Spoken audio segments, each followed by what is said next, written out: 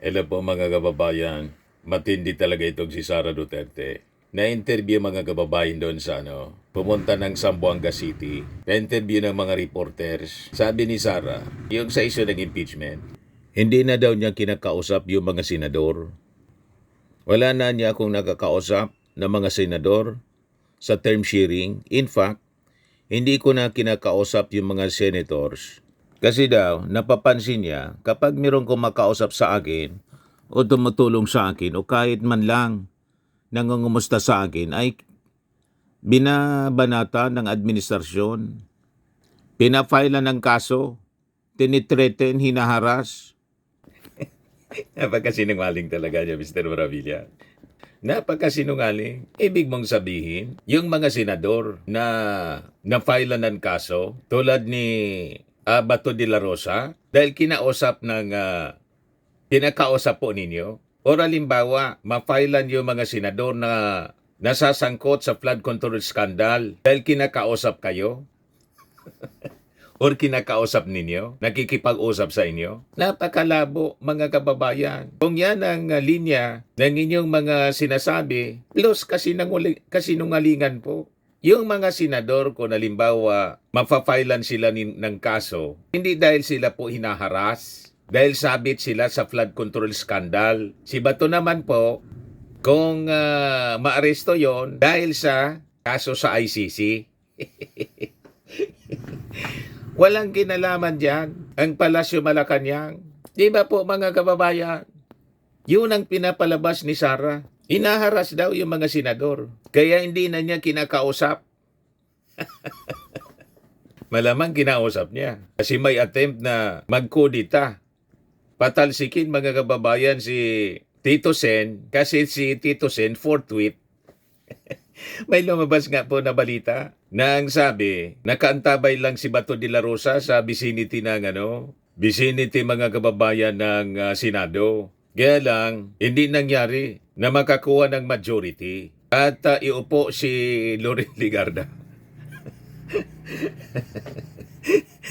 Ano ba, mga kababayan? Talaga itong si Sara Duterte. Kaya pag-usapan natin, iklaro natin itong mga senador, mga kababayan na kaalyado niya na naharap sa kaso. Hindi dahil po malapit sa kanya. Hindi dahil sila Duterte Senator. Ito'y dahil po nasasangkot po sa flood control scandal. Si dating Senador Bong Revilla ang patunay. Kasama po sa alyansa nung tumakbo, nung eleksyon. Pero dahil inginoso siya na tumanggap ng kickback, ito ngayon, nauna siya na nakulong mga kababayan at may susunod pang mga senador. Nagkataon lang mga kababayan, mas marami yung kaalyado nila.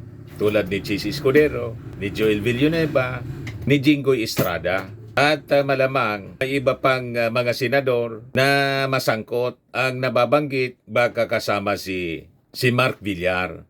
Pero meantime, tatlong mga senador, mga kababayan, ang recommended for plunder charge, kaya lang binago yung language. Recommended for investigation na lang daw, sabi ni Ping Lacson. Yun ang masaklap. Pero hindi man nabago yung mga wala niyang substantive revision in Blue Ribbon Report despite change in language. Yan lang mga kababayan. Biglang natanggal yung pangalan, mga kababayan ni Chis Escudero sa dapat na ma-file ng kaso. Si Jinggoy na lang mga kababayan kasi ang nababanggit. Si Villanueva. Di ba? Mga kababayan. Pero alam natin ang mga lumabas sa investigasyon po ng Senate Blue Ribbon Committee. Ngayon yung imbis na mag-rekomenda daw ng kaso, ang draft report, babaguhin ito parang sabing isa lang muna sa preliminary investigation. Malinaw po yung mga naunang mga report. In fact, tingnan ninyo, September 25, 2025, NBI recommend RAPS versus Escudero Binay over flood control kickbacks. Yan mga lumabas sa mga naunang investigasyon. Yan At yung kontraktor, mga kababayan, ni Chis Escudero, barkada niyang kontraktor, remember? Inamin niya mismo na tumanggap ng 30 million campaign donation. Malinaw yung mga aligasyon, mga kababayan. Pag-organisa at pakikilahok sa kickback scheme sa pamamagitan ng malaking insertions para sa flood control projects na umabot ng 142 billion pesos. Pangunahing testimonya mula kay dating DPWH Secretary Yusek Roberto Bernardo. Ayagan po siyang itinuro na allegedly sangkot sa mga anomalous projects. Inilahad ang umano'y 160 milyong pesong kickback or katumbas ng 20% ng isang 800 million pesong proyekto po. So yung aksyon ng Estado, yung NBI nagrekomenda ng pagsasampa ng kaso para sa indirect bribery, malversation. Yung DOJ, kasalukuyang nasa case build-up phase. Itong mga kasong itong tinutukoy, non-bailable po siya. Mismong sa Senate Blue Ribbon Committee findings, sa ulat hanggang February 10, kahapon, malinaw yung findings. May rekomendasyon para sa karagdagang investigasyon at case build-up ng Office of the Ombudsman. Di ba? Mga kababayan, malinaw ang mga lumabas na mga balita. But anyway, ito yung latest mula kay Ping Lacson, mga kababayan, tungkol sa kanyang draft report. After makorek yun, based on our meeting yesterday, so yun na yun. And I hope and I'm confident na makagather siya ng at least 11 signatures. When you say being corrected, doon at least sa recommendations, meron po bang... Walang nabago. Walang substantive na revise. Pareho pa rin. Yun lang yung language. Yung tatlong pollings niyo, sir, pinakakasuhan pa rin po. Nandiyan pa rin. Sen Joel, Sen Jenggo. Nandiyan pa rin. Ano yung bago sa language, sir? Tingnan nyo na lang pagka na-route kasi hindi pa rin nakita yung final. Binigyan ko lang ng guidance on how to draft the final partial committee report. When will it be routed kaya, sir? Anong time? Kung matapos mamaya din tomorrow.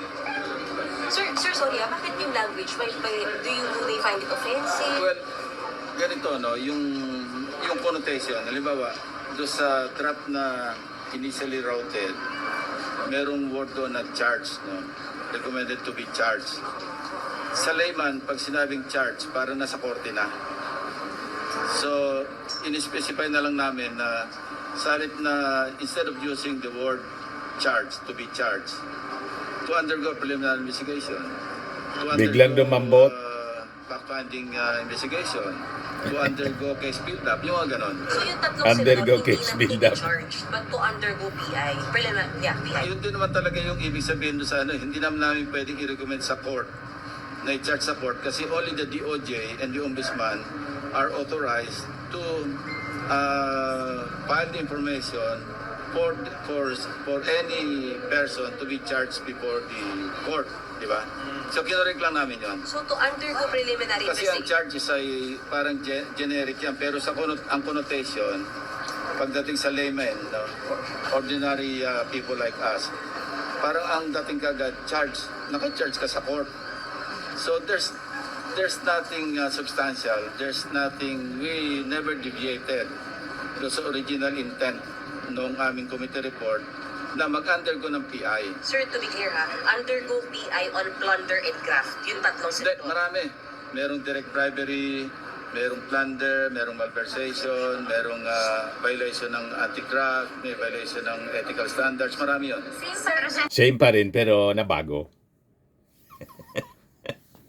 Anyway, yun ang short video natin, mga kababayan. Ako po si Dante Maravillas. Bye-bye po. God bless.